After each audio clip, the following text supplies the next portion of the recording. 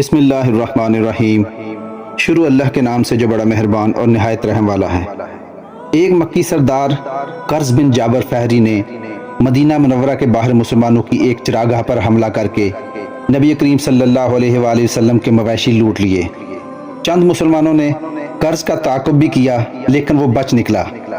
دوسری طرف قریش مکہ نے اسلامی ریاست کو ختم کرنے کا فیصلہ کر کے جنگ کی بھرپور تیاریاں شروع کر رکھی تھیں۔ جنگ کے لیے معاشی وسائل فراہم کرنے کے لیے یہ فیصلہ کیا گیا کہ اس مرتبہ جو تجارتی قافلہ شام بھیجا جائے اس کا تمام منافع جنگ کے لیے وقف کیا جائے۔ چنانچہ ابو سفیان کو اس قافلے کا قائد مقرر کیا گیا۔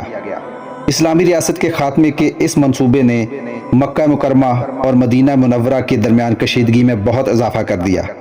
جب ابو سفیان کا قافلہ واپس آ رہا تھا تو ابو سفیان کو خطرہ محسوس ہوا کہ کہیں یہ قافلہ راستے میں ہی مسلمانوں کے ہاتھ نہ لگ جائے۔ چنانچہ اس نے ایک آدمی کو بھیج کر مکہ سے فوجی امداد منگوائی۔ اس آدمی نے عرب دستور کے مطابق مکہ مکرمہ پہنچ کر اپنے اونٹ کی ناک چیر دی اور اعلان کیا کہ ابو سفیان کے قافلے پر حملہ ہونے والا ہے۔ اہل مکہ سمجھے کہ قریش کا قافلہ لوٹ لیا گیا ہے اور انتقام کے لیے نکل کھڑے ہوئے۔ راستے میں معلوم ہوا کہ قافلہ صحیح سلامت پہنچ گیا، لیکن قریش کے سرداروں نے جنگ کا فیصلہ کیا اور قریشی لشکر مدینہ کی طرف بڑھتا چلا گیا۔ کفار مکہ کے لشکر کی قیادت ابو جہل کر رہا تھا، جو فوجی ساز و سامان اور اسلحے سے لیس 1000 کا جنگی لشکر لے کر میدان بدر کی طرف روانہ ہوا اور بدر میں خیمہ زن ہو گیا۔ یہ اقدام مسلمانوں کے لیے کھلا چیلنج تھا۔ غزوہ بدر حق و باطل کے درمیان ہونے والا پہلا معرکہ ہے۔ مسلمانوں کے لیے ضروری تھا کہ وہ میدان کارزار میں باطل کا مقابلہ کر کے اسلام کی حقانیت ثابت کرتے۔ آپ صلی اللہ علیہ وآلہ وسلم نے مشاورت کے بعد مجاہدین کو تیاری کا حکم دیا۔ مجاہدین کی کل تعداد 313 سے زیادہ نہ تھی اور لڑنے کے لیے پورے ہتھیار بھی نہ تھے۔ پورے لشکر کے پاس صرف 70 اونٹ اور 2 گھوڑے تھے جن پر باری باری سواری کرتے تھے۔ مقام بدر پر پہنچ کر ایک چشمہ کے قریب یہ مختصر سا لشکر خیمہ زن ہوا۔ یہ غزوہ 17 رمضان المبارک 2 ہجری کو پیش آیا۔ اسلامی لشکر سواریوں اور اسلحے کی شدید کمی کے باوجود جذبہ ایمانی سے سرشار تھا۔ عرب کے دستور کے مطابق پہلے انفرادی مقابلے ہوئے۔ عتبہ بن ربیعہ، اس کا بھائی شیبہ اور اس کا بیٹا ولید بن عتبہ میدان میں نکلے، جن سے مقابلے کے لیے 3 انصاری صحابہ میدان میں نکلے، لیکن مشرکین نے یہ کہہ کر ان سے مقابلہ کرنے سے انکار کر دیا کہ یہ ہمارے ہم پلہ نہیں ہیں اور ہمارے مقابلے پر قریشی بھیجو۔ آپ صلی اللہ علیہ وآلہ وسلم کے حکم پر حضرت حمزہ رضی اللہ تعالی عنہ، حضرت علی رضی اللہ تعالی عنہ اور حضرت عبیدہ رضی اللہ تعالی عنہ مقابلے کے لیے نکلے، اور چند ہی لمحوں میں حضرت حمزہ رضی اللہ تعالی عنہ نے شیبہ کو اور حضرت علی رضی اللہ تعالی عنہ نے ولید کو قتل کر ڈالا۔ اس دوران میں عتبہ اور حضرت عبیدہ رضی اللہ تعالی عنہ نے ایک دوسرے پر بھرپور وار کیے اور دونوں زخمی ہو کر گر پڑے۔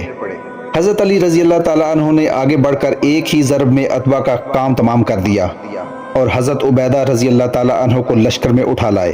اس کے بعد عام جنگ شروع ہوئی جس میں حضرت علی رضی اللہ تعالی عنہ نے بہت سے مشرکین کو قتل کر دیا۔ اس غزوہ میں قریش مکہ کی صف اول کی قیادت کا صفایا ہو گیا۔ ابو جہل، امیہ بن خلف اور ابو الخطری جیسے اہم سرداران قریش بھی مارے گئے۔ مشرکین کا لشکر میدان چھوڑ کر بھاگ کھڑا ہوا۔ اللہ تعالیٰ نے اسلام کو فتح عطا فرمائی اور دنیا نے دیکھ لیا کہ فتح و شکست میں مادی قوت سے زیادہ روحانی قوت کا دخل ہوتا ہے۔ مسلمانوں کے کل 14 آدمی شہید ہوئے، جن میں سے 6 مہاجر اور 8 انصاری تھے۔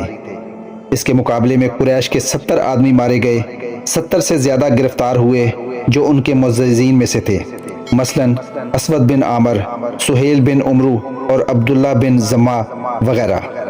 حضرت عمر فاروق رضی اللہ تعالی عنہ نے قیدیوں کو قتل کرنے کی تجویز پیش کی اور حضرت ابو بکر رضی اللہ تعالی عنہ نے فدیہ لے کر چھوڑ دینے کا مشورہ دیا۔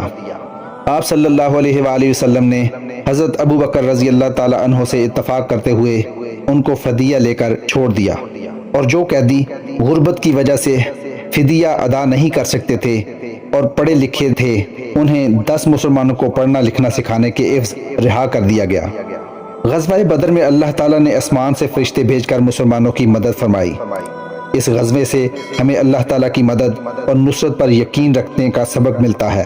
اسی طرح دشمن پر غلبہ اور اختیار حاصل کرنے کے بعد معاف کرنے اور درگزر کرنے کے اسوہ نبوی سے بھی آگاہی حاصل ہوتی ہے۔